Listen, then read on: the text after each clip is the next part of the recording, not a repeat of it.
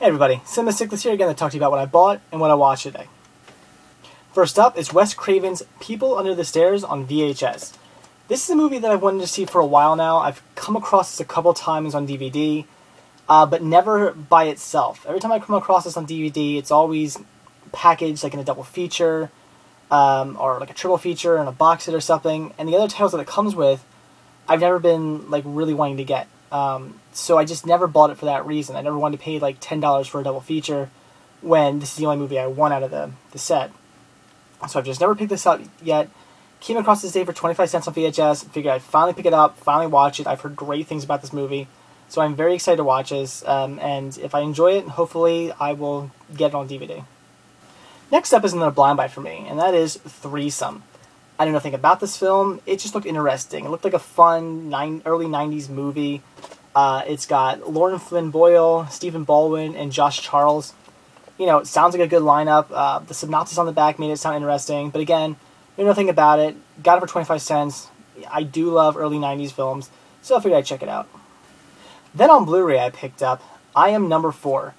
This movie was alright. I saw this in the theaters back when it first came out, and it was just okay. It was an enjoyable film. I did like it. I just wasn't like taken back by it, or it wasn't really a rememberable film. It's just one of those films you kind of watch and go, yeah, okay, I watched it, and that but that's not to say it was a bad thing. I mean, it's a very popcorn movie. It's like a sci-fi action teeny bopper film, and it's just a movie just to sit down for just some fun and just watch it. It's nothing to be remembered. It's not the next big hit. It's not something, I don't know, maybe this will spawn a sequel, I don't know. I'm sort of thinking it won't, because I know it didn't do very well. But I don't know if it really should spawn a sequel. It's just kind of one of those movies that just should sit by itself, just be a fun movie to watch, and really nothing more. So, got this for a really good price, had to pick it up, and if you were thinking about watching it, I'd say maybe check it out. Again, it is just a popcorn movie, so if you're going to watch this, do not expect anything great. Just sit down and just expect to watch something, fun and have a good time with it. Then I bought and watched Gnomeo Juliet. This was mediocre. I'd say maybe in the same realm as Hoodwinked, Space Chimps, Happily Never After, somewhere around there. Maybe a little better. Unfortunately, it had some funny moments in it, but a lot of the jokes kind of fell flat because they were jokes you've seen before. A lot of jokes that you've just seen in other CGI films. In fact, a lot of scenes you've seen in other CGI films. So it's almost like they just took parts of like Shrek and other DreamWorks titles and like Fox titles and Pixar titles. And they just took all the best like little parts of those movies and just sort of crammed them all into this movie to make Gnomeo and Juliet. Not to say it was bad though, because like I said, it was enjoyable. It did start out a little drab, but then towards the end it did pick up and became a pretty decent movie. So, if you're into CGI films, definitely check this one out, because it was a good watch. But if you're just a casual CGI fan, you only like the really good stuff, you'll probably want to stay away, because this is not the next, Shrek, it's not the next Ice Age, it's definitely not in that realm at all. But again, it was enjoyable. The one thing I will say is the picture quality in this was a little weird. It seemed a little blown out to me. The only scenes that looked really good were the ones that took place at night, or the ones that were like inside. Anytime they were outside, it just seemed like they really upped like the sunlight, and everything was super blown out. I don't know why they did that, but it kind of bugged me. It's not the picture quality on my TV or anything like that, because I've never had that problem with any other. I mean, I own tons of CGI films, and I've never had that problem before, just only on this one. So very weird. But it's just a little minor thing. It wasn't that bad. It just looked a little off. But yeah, so decent movie. Again, if you're into CGI, check it out. Otherwise, maybe stay away. But I did enjoy it. And Disney was really pushing this for some reason. It was not under the Disney title or the Disney logo. This is a Touchstone Pictures, which is owned by Disney. But Disney was really pushing this. They did the little movie rewards here, and they had it like on their website, and it was on their like the Facebook page and stuff, and they were really talking about this one. So Disney definitely got behind this. So I don't know if they were just, I want to say they were just probably just trying to up their sales maybe. They figured, well, if Disney talks about it, maybe people want to buy this more. I don't know. That's all I can think about, because it didn't do very well in theaters. But I don't know. Don't hold me to that. That's just a theory. But anyway, again, so I know I already said this, but good film. If you're into CGI, get it.